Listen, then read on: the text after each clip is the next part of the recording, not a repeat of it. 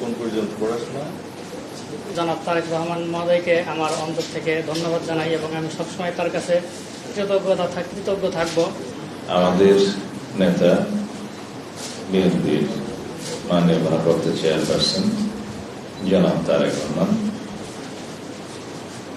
মেধার মূল্যায়নে তিনি কতটা সক্রিয় ভূমিকা রাখেন এবং ভবিষ্যতে রাখবেন সেটার একটা প্রতীকী অনুষ্ঠান, কর্মসূচি এবং পদক্ষেপ হচ্ছে এটা। জুলহাসরা মেধার বিকাশ ঘটানোর সুযোগ আনুষ্ঠানিকভাবে রাষ্ট্রীয়ভাবে তেমন পায় না, কিন্তু জুলহাসা সারা দেশে ছড়িয়ে ছিটিয়ে আছে। গ্রামাঞ্চলে তৃণমূল পর্যায়ে অনেক মেধাবী সন্তানরা আছেন যারা সুযোগের অভাবে নিজেদেরকে বিকশিত করতে পারেন না, রাষ্ট্রের জন্য সম্পদ হতে পারেন না, যারা অবহেলায় অসময়ে ঝরে যায়। আমরা সবাইকে আহ্বান করছি সমগ্র জাতির মধ্যে এই বার্তাটা আপনারা ছড়িয়ে দিবেন। যেখানে আপনারা মেধাবী সন্তানদের খুঁজে পাবেন যারা রাষ্ট্রীয় সুযোগ সুবিধা বঞ্চিত অথবা সমাজের সুযোগ সুবিধা বঞ্চিত, সুযোগ পেলে তারা তাদের মেধার বিকাশের মধ্য দিয়ে সমগ্র জাতির সম্পদে পরিণত হতে পারেন, সেরকম মেধাবীদেরকে আপনারা খুঁজে বের করবেন। আমাদের নেতা জনাব তারেক রহমান আরো একটি সংগঠনের মধ্য দিয়ে এবং বিএনপির ব্যানারেও সমগ্র দেশে মানবিক সাহায্য, পড়াশোনার জন্য মেধাবীদের সাহায্য, যারা অর্থাভাবে উচ্চশিক্ষা করতে পারছেন না তাদের দায়িত্বভার সহ অনেক অসহায় পরিবারের যারা বিভিন্নভাবে দুর্ঘটনার শিকার হয়ে মানবতার জীবনযাপন করছে সেরকম অনেক পরিবারের দায়িত্ব নিয়েছে।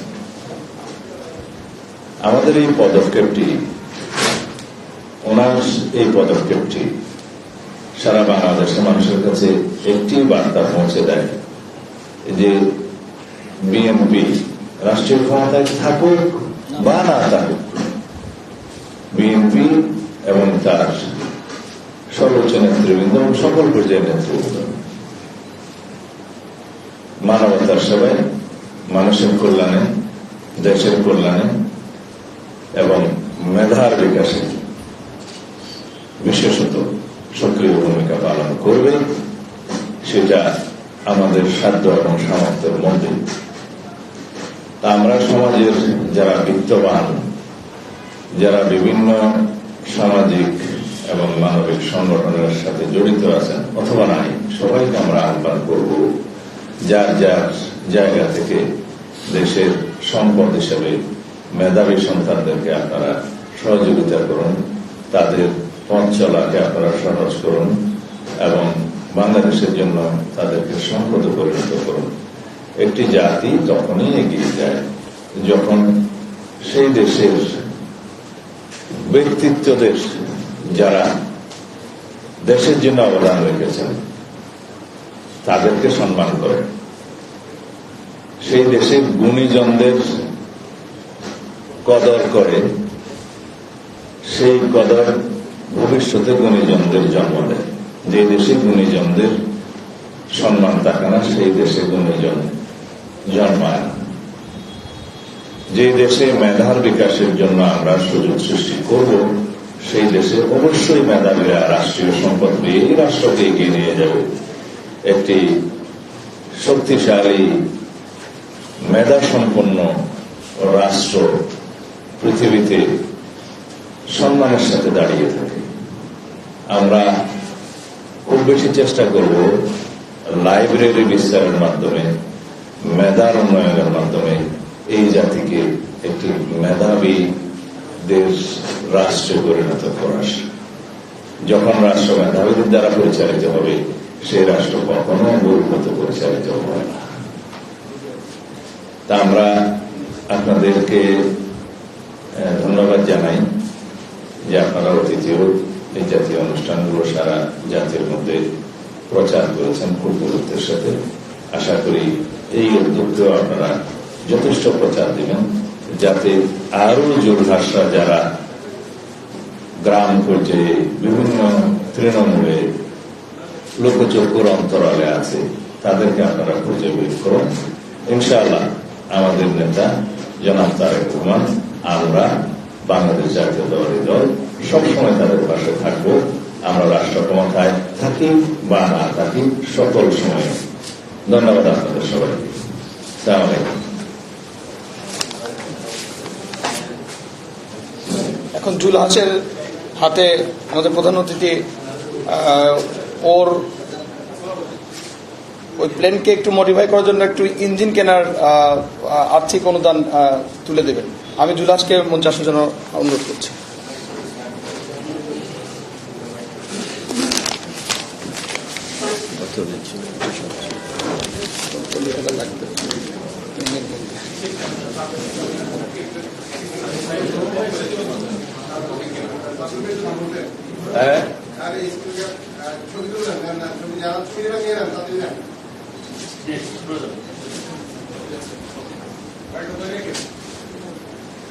কোন পর্যন্ত পড়াশোনা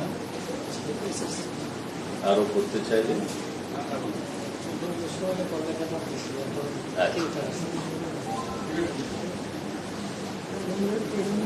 ট্রেনিং এর ব্যবস্থা। ঠিক আছে।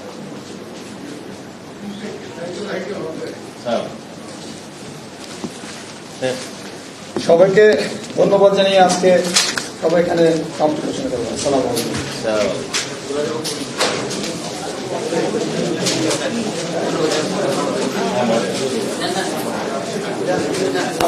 কিছু বলে আপনারা কি শুনবেন? কথা বলার জন্য আমি রিকোয়েস্ট করছি।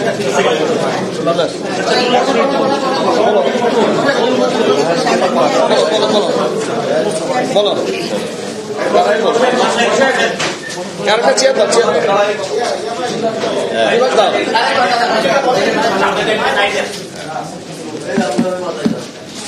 সবাইকে আসসালামু আলাইকুম। আমি জুলহাস রহমান, আপনারা আমাকে চিনেন, যদিও আমাকে অনেকে চিনত না, এখন চিনে।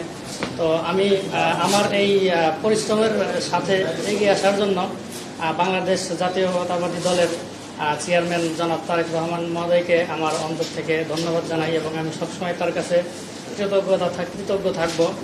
আর আমাকে তাদের সাথে মিলিয়ে দেওয়ার জন্য এবং আমার পাশে থাকার জন্য আমার জেলার আমার শ্রদ্ধেয় রীতা ম্যাডামকে আমি আমার অন্তর থেকে ধন্যবাদ জানাই আমার পাশে থাকার জন্য। তো আজকে যেটা হলো সেটা হচ্ছে আপনার দ্বিতীয় ধাপ। তো আসলে একজন মানুষ যখন আলোচনায় আসে সবাই তার পাশে থাকার অভিনয় করে, কিন্তু প্রকৃত যারা পাশে থাকে তাদেরকে আপনারা আজকে দেখতে পাচ্ছেন। তো আমি অবশ্যই কৃতজ্ঞ তাদের কাছে সবসময় এবং ভবিষ্যতে তাদের কাছে কৃতজ্ঞ থাকবো। থ্যাংক ইউ, ধন্যবাদ।